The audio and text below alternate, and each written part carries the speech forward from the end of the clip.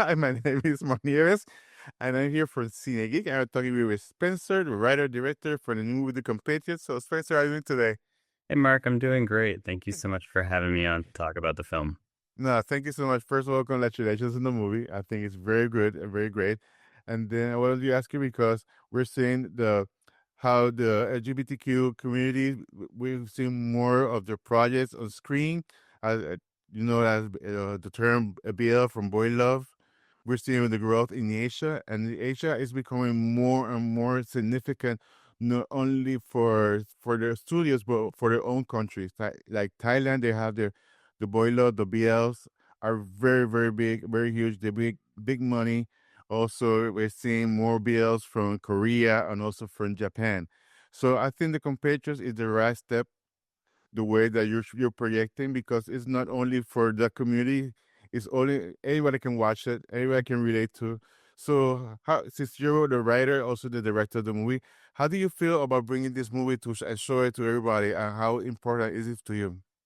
Yeah, thank you for that. Yeah, it's really important for me to get this film out into the world, and I'm so excited to be able to get this film out into the world. I mean, the reason we made the film like we did is because Alberto and I, who's kind of the conceptual process of how we started the film, um, our favorite movies growing up were bromances. I Love You Man, Super Bad, Step Brothers, films about men, falling in love in so many different kinds of ways with each other. And that's we wanted to bring that to the immigration space.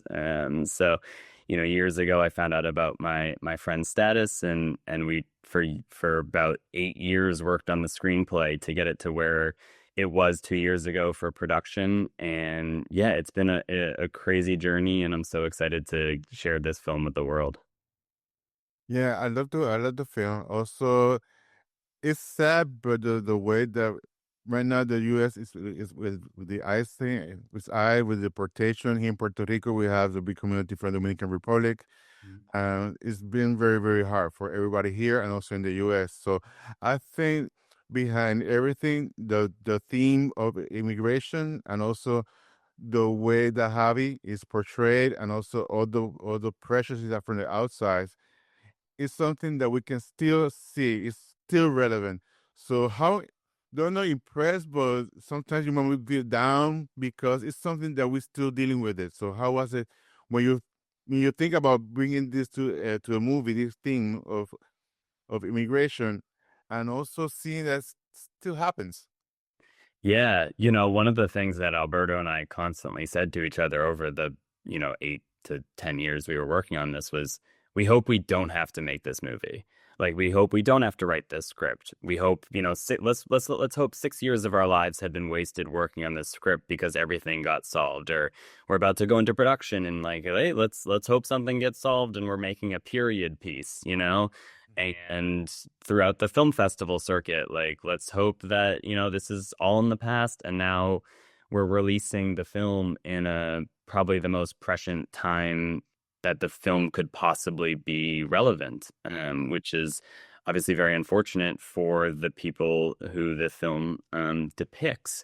And this was tough, and we made some tough choices. And but what I really wanted, especially what I found along the festival circuit, is that this film has a lot of healing for people, because we didn't play it as a straight drama, and you see the humanity between these two characters and it being a character drama.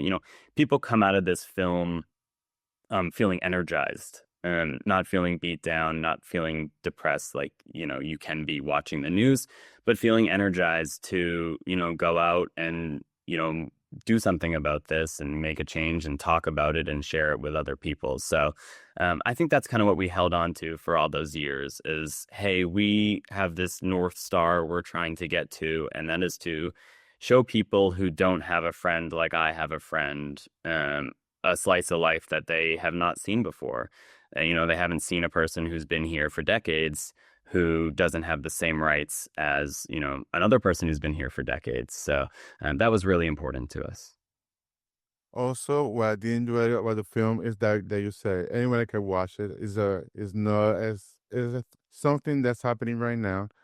And also, I want to ask you, since you already have been, the movie has been shown in different festivals, how has been your impression, or have you heard a story or something that has impacted you in some way that you didn't expect that the movie will bring to them, to you, or Oh, to anybody?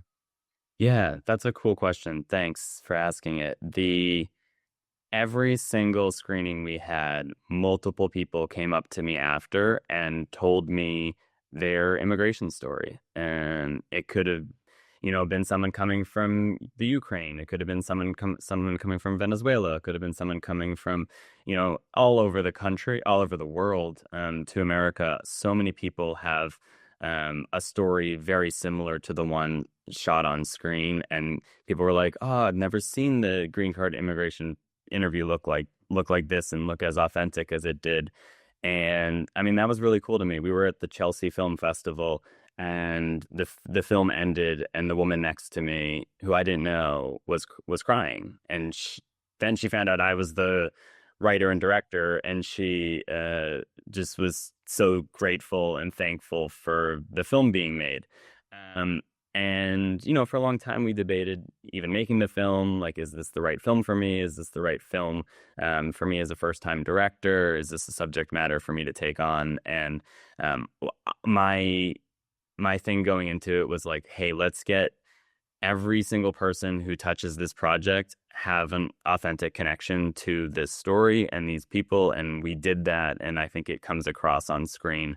And I'm just so grateful for all the hundreds of people who touched this film throughout the production process for, giving us something so authentic.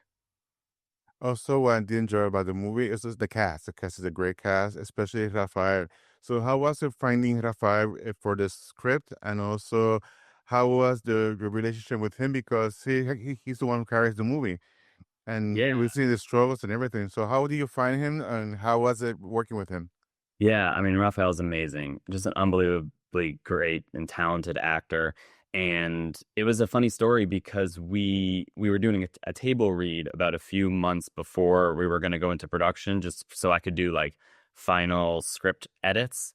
And we sent out the list of the 15 people we were looking for, and a friend of Rafa's sent the table read casting call to him, and he responded, and he showed up, and everyone else at the table read was fine. They did their roles. I just like kept queuing in on Rafa, and I was like, there's something special about this kid. Like this, we had no preconceived notions we were going to find any actors at this table read, and yet there he is. And we had not concerns, but we had, we knew for a while it would be hard to cast Javi. He's a very unique character. There's a lot of stuff going on, and we wanted a really authentic person to play him. And Rafa just showed up at my house for the table read, and it was like a match made in heaven. He was incredible to work with. The conversation we had after we cast him was supposed to be like just an hour long coffee chat in Boston, and I ended up getting like a pretty expensive parking ticket because the Ooh. conversation the conversation lasted 3 hours. He's a Wow. very sweet and he's a very spiritual man, and we just like connected on a very emotional basis. And I'm very blessed that Rafa is in this film. He's incredible in it. Yeah, he's great, amazing in the movie, and I think that's the magic of it, because if you cast the correct people, it makes it makes sense. It makes the history, the story of what's happening on screen, everything so well. Yeah, and my job as a director was I'm sorry. was so you're good. My job as a director was so easy. I cast the right people in the film, and I think there's either a Scorsese quote or something where it's like, if I do my job right, 95% of the job is done by the time I show up on set. And that was very true here. I want to ask you a little bit, because I got a chance to go to your YouTube channel, and I love the tutorials. And especially there's a scene that you were using like Photoshop, and you Mhm. created this scene for the movie, and it looked amazing. Like, wow, it looked great. I wanted to ask you, since you've been also doing teaching, has there been something that you taught, or somebody that impressed you, the way the person you taught it to, it started to do their films? And I don't know, asking the correct question the correct way, but you told someone the person was impressed or do something that show you again, like, thanks for to be a teacher to me.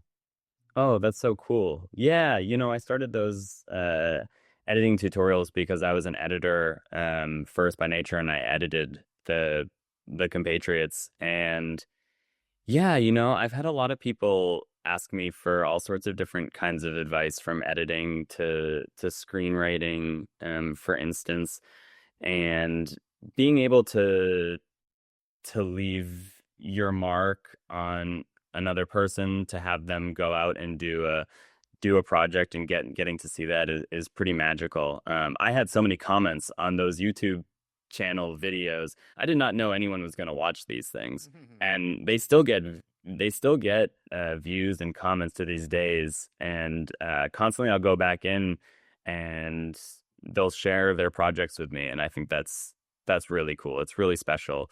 And I hope with this film, like the amount of stuff I have learned between producing, directing, writing, like everything in this feature film is immense. And I have been kind of pushing that forward onto other filmmakers who come up to me. So I would love to share all that knowledge with anyone, because yeah, I think it's really fun to see the results. Well, thank you so much, Spencer. Sorry, I did enjoy you picked the name Javier. Javier is my brother's name. Um, It's not very often I see Javier on the screen. Also, my nephew's name Javier, so that's why I remember the name because it's my brother's name, my nephew's name. So congratulations on the movie first of all. Just to remind everybody, you can go ahead and watch The Compatriots. It's a great movie. It's going to be watching everybody. So go ahead, watch it on VOD, go rent it, and have fun.